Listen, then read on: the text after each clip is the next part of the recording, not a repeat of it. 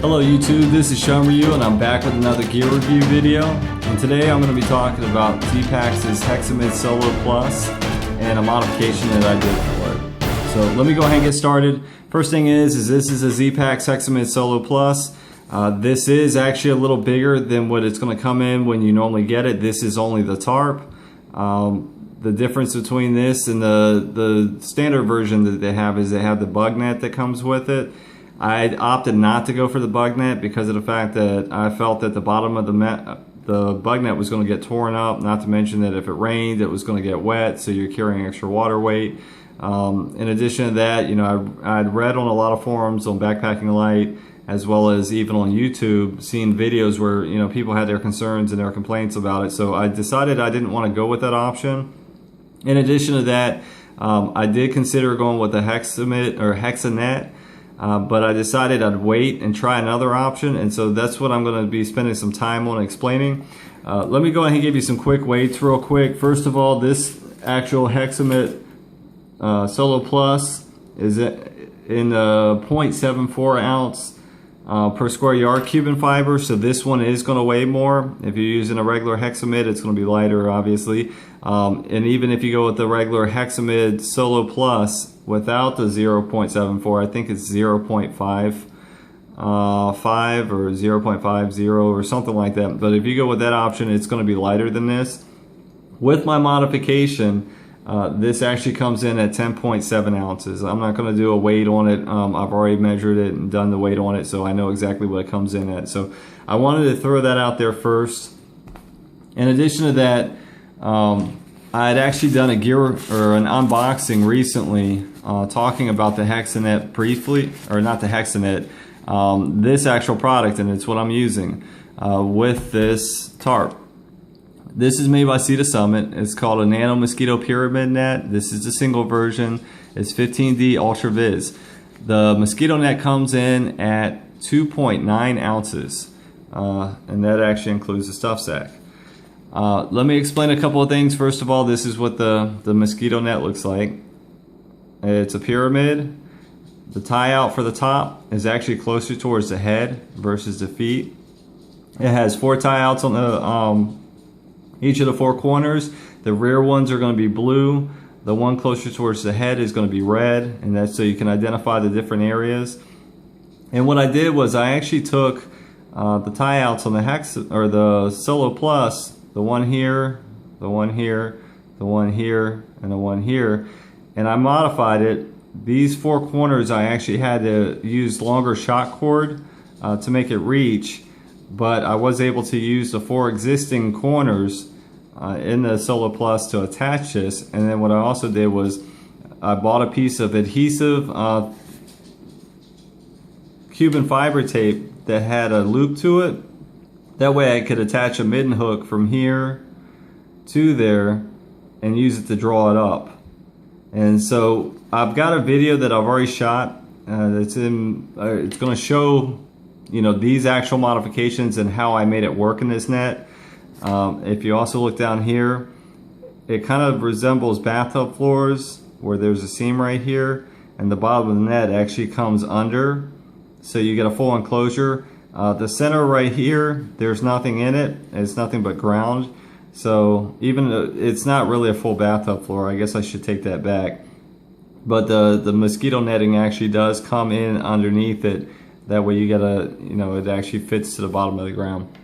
So I'm going to give you a couple of weights and explain another reason why I decided to go with this option or try it out to see if it was going to work.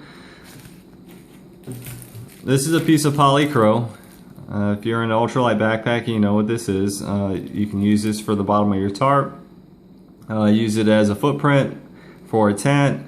For me personally, I use it for both, but in addition to that, I like to stay in shelter, so when I do stay in a shelter, I'll lay this down, put my pad on top of it, and put my quilt on top of it. That way I got a little extra protection, make sure that the pad doesn't get popped, and in addition to that, you know, just kind of keep everything clean. So this actually comes in at 1 ounce, and these are the stakes that I use. It's in a Cuban fiber stuff sack. I carry 10 of them. And these are titanium Sheppard hook stakes. I did actually get these off of Zpacks. I've got 2 different sets, and let me show you. These right here, I have 4 of them. They're the 6-inch ones, and the reason why I opted for the 6-inch stakes is because of the fact that for the places that don't have a lot of stress, where it's just really designed to extend out the Solo Plus, I decided that these were a good option because they don't need a lot of weight on them to support it. So I opted to go with that just to shave a couple ounces, or shave a little bit of weight, a couple grams. I shouldn't say ounces.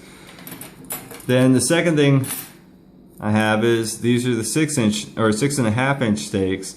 These are more for the places where you're going to have a lot more tension and need more strength. And so I wanted to be able to make sure that I could stick these further into the ground compared to these.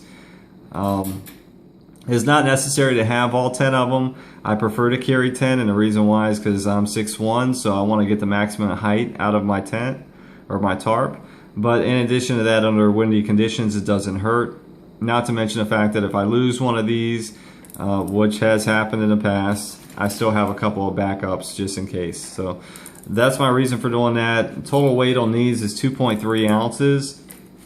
So when you do a total weight comparison, like I said, the Poly Crow is 1 ounce. This is my Hexamid Solo Plus with the Mosquito Net, the Cedar Summit Nano, which is 2.9 ounces.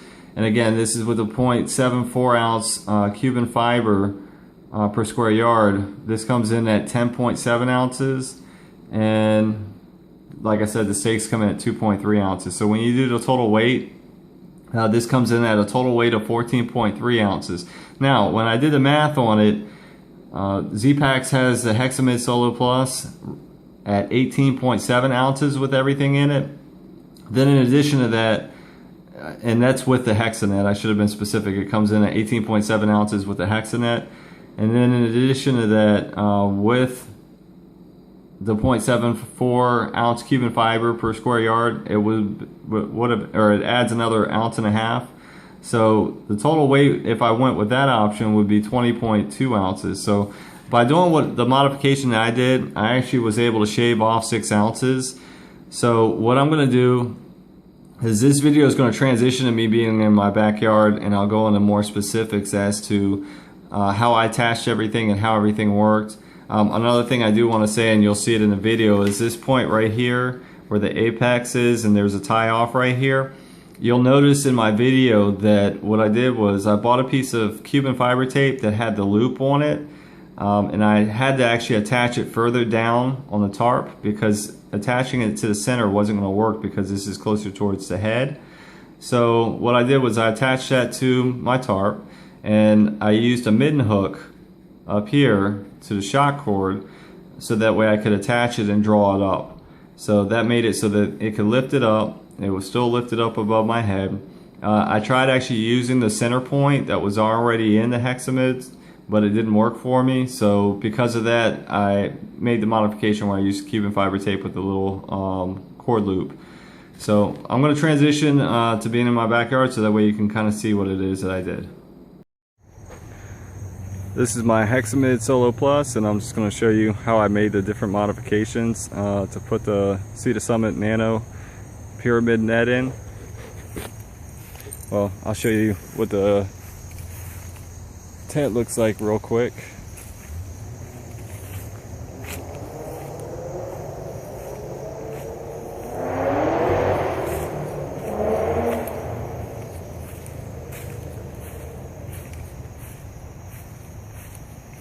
And just one of the other things I did is I attached a string onto this shock cord that's attached to this right here. And this is what you use to roll this beak up. And the reason why I did that, or attach that string, was so that way when I'm under here, I can just pull on it so that way I can get access to roll my beak up. And I'm trying to do this one-handed, so it's not easy.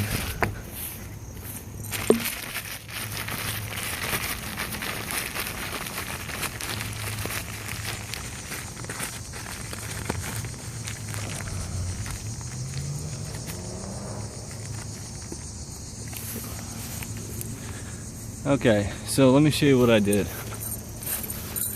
There's an attachment point here, and the blue is the foot end of the mosquito net, and you can see where I attached it on the back end too. And then I just have a piece of polycro underneath it just to kind of act as floor, just to keep everything from getting dirty. Then on this end, when you see the red actually shows the head part. And what I did was I actually had to make a longer cord right here to make it so that this bug net would work with it. So I just put a longer piece of shot cord. And I did the same thing on that end. And then what I did, let me show you. The attachment point is normally up here for the Hexanet. But because the way that this head net works is that the apex is closer towards the head versus being in the center, I just got a piece of this from Zpacks so that I could put a cord lock on it and just attach it to the tarp. And that way I could put this on here the same way it was up there, but I put it here so that way I can adjust this or take it up or down. But I wanted to make sure I had shot cord, that way if there was any pull on this, it wouldn't, you know, be as hard on the Cuban fiber. Let me see if I can get this up. I won't mess with it. But anyway, full bug protection. The way that this works, I don't know if it's coming on camera, but there's a seam right here. And then this actually lays inside. So you can actually see, like, this is the top and this is the bottom. So it gives you a full closure. And if you're using like a full pad, you would actually be able to draw it over here. You just pull on that and it draws it so you can pull it tighter. But anyway, that's what I did. The way I look at it is, it was just another way of being able to shave some more weight and make this thing even lighter. And again, you see in this apex part right here, kind of dropping down, it's because I pulled that cord up loose, or I pulled it loose. If it was pulled up higher, it would have more of space in there. You would notice more space. So I wanted to just kind of close out with a couple of quick comments. And the first thing I wanted to just kind of address was the reason why I opted for using polycro for the bottom of it is I've actually been using the same piece for a very long time. I want to say for probably at least a year, and I've put a lot of usage in it and I've not had any problems. So the way I look at it is, you know, if something were to happen to this, and I've got a couple of other pieces that are backup, but if something were to happen to it, $6 a roll, I'm really not going to be upset about it. Not to mention the fact that, you know, I can throw it away and I can just get another piece and use that in replacement. So I don't have to worry with the Hexamid netting being torn up like it could potentially with the model that comes from Zpacks. And like I said, if something were to happen, $6, you know, I've got enough to make 2 or 3 ground sheets. So, you know, I could throw this out if something were to happen to it. So I wanted to say that. Other than that, if you have any kind of questions or comments, please feel free to comment below. Like, share, and subscribe. Thank you for watching. This is Shun Ryu.